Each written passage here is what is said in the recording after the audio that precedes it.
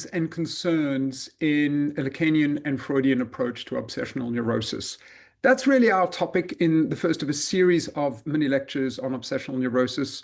We will also want to focus a little bit on Freudian constituent elements, crucial moments in the history of the discovery or invention of obsessional neurosis in Freud. And we will also want to look at some suggestions for technique and treatment. But to begin with, we're just going to isolate a series of basic themes and hopefully thereby start to point a little bit more, allude a little bit more to obsessional neurosis as a structure. So I want to start with a very brief comment that Yael Baldwin makes in her wonderful book, which is simply entitled Let's Keep Talking.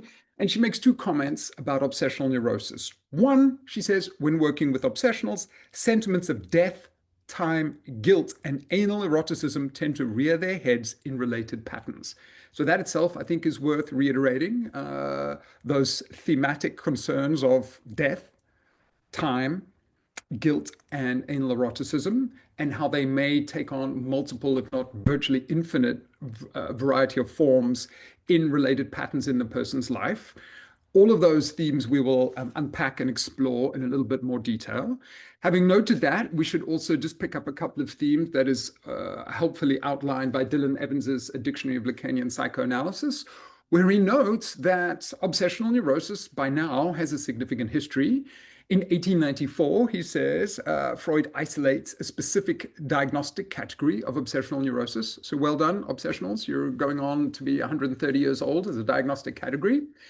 And he'll say a little bit about what some of those elements are within this diagnostic category. So let me just list those. We will find them both in Dylan Evans and, of course, also in Laplanche and Frontalis in The Language of Psychoanalysis, which will give us, we'll turn to that in a subsequent lecture. Here's what Dylan Evans says. Freud grouped together as one condition a series of symptoms which had been described long before, but which had been linked with a variety of different diagnostic categories. So we're already noting here something of Freud's genius, Freud's fluency, his ability to be able to move towards, could we say, something more structural, whereby he starts to see what for many others was a disconnected series of symptoms, of actions. He starts to see them as having something in common. There's a common denominator of sorts. And that was Freud's challenge. And I wonder if it's still in some respects our challenge today, because I will give a list of key themes amongst some Lacanian theorists. And we'll see again that it's not always clear how they overlap. But nevertheless, these are some of the key symptomatic elements that Freud had noted and has seen as converging in this new diagnostic category of obsessional neurosis. Many of these will be familiar to us. The first, I guess, we could say is obsessions. And of course, we would have to specify here, obsessions can be both acts and thoughts. But in this context, we're thinking about reoccurring, ruminating ideas that are difficult to escape from, ideas that repeat, ideas that almost take the obsessional out of body into their mind. So number one, recurrent ideas or obsessions. Impulses to perform certain actions, and those actions that the subject feels impelled to perform might seem somewhat silly, might seem somewhat absurd, and they may even seem abhorrent to the subject. So in addition to recurring ideas, now we've got these impulses to perform certain acts, which often take on a ritualized form, compulsively repeated actions. And of course, we're all familiar with that, but the most frequent of those would probably be something involving safety or security of the subject. Checking for locks, checking, washing, cleaning, those kinds of symptoms seem to predominate amongst these ritualized activities. Now, of course, what Lacan is going to say is that these are crucial symptoms, that they are important to pay attention to. But ultimately, from a Lacanian standpoint, we're less interested in a kind of long laundry list of symptoms, a series of contents, than a structure. And of course, one of our challenges is to think, as we are introducing a series of themes, how they link to structure. But of course, what this also means that you can have an obsessional structure without having multiple, if any, at an evident, as it were, noisy level of symptomatic behaviors. So that again poses a challenge for us. What is obsessional structure if no symptoms seem to be apparent? Well, we can already pose one answer to that, in as much as one of the most frequently noted Lacanian ideas about neurosis generally is that a neurosis or the symptoms or the features of a neurosis are sometimes best conceptualized as a kind of attempt to ask a question that is posed by the dilemma of being. Or, as Dylan Evans puts it, obsessional neurosis in 56 for Lacan is essentially a question which being poses for the subject. So I like the emphasis here that neurosis and obsessional neurosis is a question which is posed by being itself. Like being, existence necessarily poses for the subject certain questions. One's tempted here to say that an obsessional neurosis is kind of the most philosophically inclined or thought obsessed inclined, almost as if obsessional neurosis is a kind of crisis of ontology, a need to locate one's sense of who or what one is in relationship to the dilemma of existence itself. Back to Dylan Evans, the question which constitutes obsessional neurosis concerns the contingency of one's existence, the question of death or life. And of course, here comes the refrain that we're all very familiar with. The question is, am I alive or am I dead? To be or not to be? And Dylan Evans goes on to add, the response of the obsessional is to work feverishly to justify his or her existence. And this need to feverishly justify his or her existence also testifies to the special burden of guilt felt by the obsessional. So I've already tried to make this point, but one of the things we want to emphasize is that rather than rely on a series of standard formulas, we should maybe make reference to them as a way of trying to think creatively and with a great deal of attention to the singularity of subjects, obsessional subjects. In other words, if we are to use these questions, am I alive or am I dead, or how am I existing? Or how can I justify my existence? How can I show that I exist? One should always be aware that there's many, many, many ways of asking those questions. And part of, I think, if we could put it that way, the creativity or the open-endedness of how one thinks these things diagnostically is to be aware that there's an infinite number of ways to ask or behaviorally, as it were, enact that question or that type of questioning in a life. And just to make that point as well, that this dilemma of existence, this dilemma of being, am I alive or am I dead? Or how do I exist? Or do I exist? In what ways can I justify my existence? Those are not intellectual questions, first and foremost. They may take that form, but they are enacted, subjective propositions. There are how a life is lived in its symptomatic features. That is the way that the question is fundamentally asked. Let's go back to some of the key themes that we are speaking about. Already with the am I alive or am I dead, we can see an anticipation of the waiting for the master to die, and we'll say more a little bit about that. But we also want to note that if the obsessional has a tendency to proving their existence, for example, or to a mortified symbolic existence, we should also say that one of the points of compulsive rituals is so as to escape lack, to avoid lack.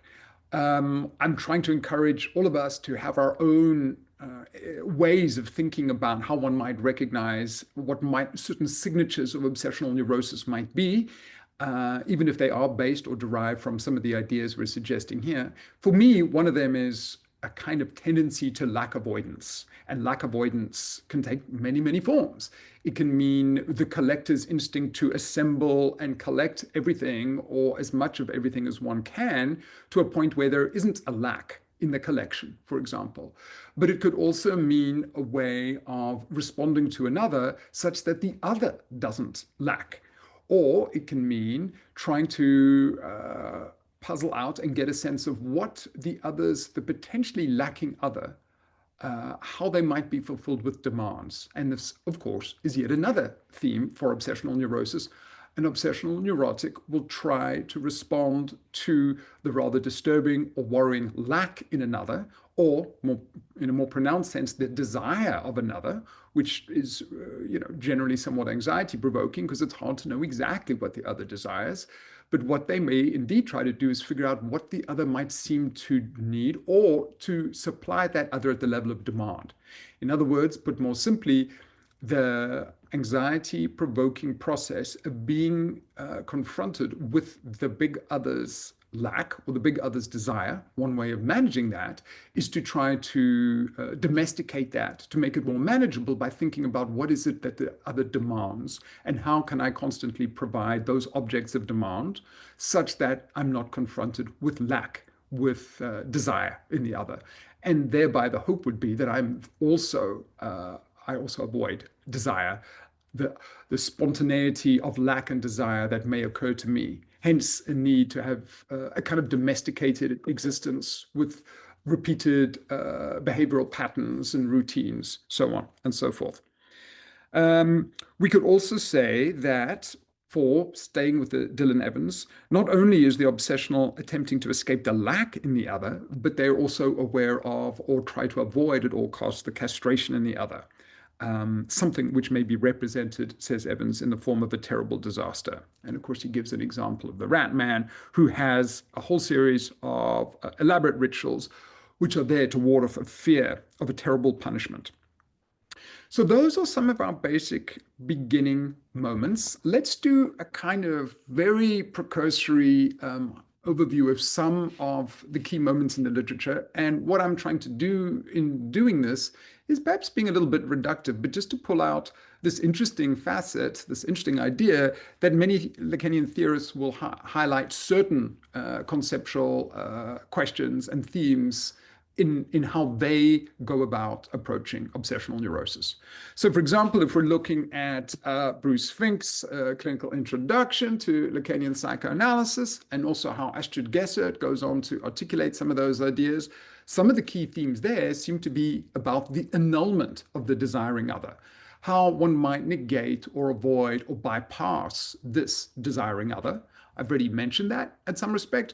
And of course, Fink will give the example of how in clinical work itself that becomes apparent, almost as if, not almost, as in the case of the obsessional analysand not particularly wanting to be interrupted, kind of ignoring the interventions, the interruptions, or even the interpretations of the analyst, as if this is somehow an infringement on their speech, on their being there. So this idea that any interruption from the other that might highlight a lack or even worse, some kind of desire in the subject, this is something that tends to be bypassed or ignored. So at a very concrete level, we have an indication of a type of obsessional defense right there and then. If we have a look at Michel Silvestre's really very nice, accomplished essay on obsessional neurosis, which is included in Astrid Gessert's collection, Obsessional Neurosis, Lacanian Perspectives, one of the key themes there seems to be an initial anxiety-inducing excess form of jouissance. That is crucial. We'll speak a little bit more about that. But that is another very profitable and interesting way of thinking about what obsessional neurosis is. The key example, of course, in the Lacanian world, we do very much love the rat man, so we keep on going back to the rat man. But the key example there would be when the rat man has this rather traumatic exposure to the cruel captain who tells him all about rat torture. So here we have a kind of excessive moment, semi-traumatic moment, an excess moment of jouissance, which the obsessional then needs to respond to at some level. If we had to turn to Paul Verhaeghe's account in Beyond Gender of obsessional neurosis, one of the key themes for him is anality, which of course is a long-standing historical thematic in psychoanalytic understandings of obsessional neurosis, which we will need to say more about. I think it's important to say more about that because from a Lacanian standpoint, we would presumably have some critical things to say about an overly reductive notion of an anal stage and anal character personality traits, So we may want to be a little bit cautious of thinking about anality as a kind of determining fixation or developmental stage. So we may want to give a kind of Lacanian account of what anality and the anal stage is all about, which we will do. But let's immediately throw in the proviso that even if we do want to do that, we do want to involve a Lacanian understanding of what anality might mean. And in a Lacanian world, I guess that is going to take us into something about the relationality of demand, of withholding, of supplying, the fundamental relation of demand, which we see epitomized perhaps in potty training in the anal stage. We should do that work. But let's also note, and this is a favorite of mine, just when we think that, oh no, something in the psychoanalytic theory is a bit reductive, is a bit simplistic, let's just always bear in mind that the unconscious is not too bothered by that. The unconscious itself is often quite reductive. So let's keep that in mind. It's easy to poke fun at a whole series of anal symbols, anality, the turd, the piece of shit, as money, as baby, this symbolic set of equivalences that Freud puts in place. It's certainly easy to make fun of anal character traits. But let's also bear in mind, or at least the conceptualization of such anal character traits, retentativeness, whatever. But let's also bear in mind that sometimes those things are pretty important, right? They are somehow crucial also in how we'll think about obsessional neurosis. And of course, while we're listing just a very non-representative series of theorists and themes, let's note that for Freud, one of the crucial concerns in obsessional neurosis is ambivalence. Ambivalence and conflict between drive, a drive impulse, and the retort and defense against it. And I think even, we'll look at lots of Lacanian themes. We've spoken about demand. We've spoken about the death of the master. All of those things are of significance, but I don't think we ever really surpass Freud, right? Those ideas of ambivalence, conflict between drive and the defenses against it, and a super egoic response to a drive impulse, and this kind of diphasic impulse, inhibitive response, impulse, super egoic retort.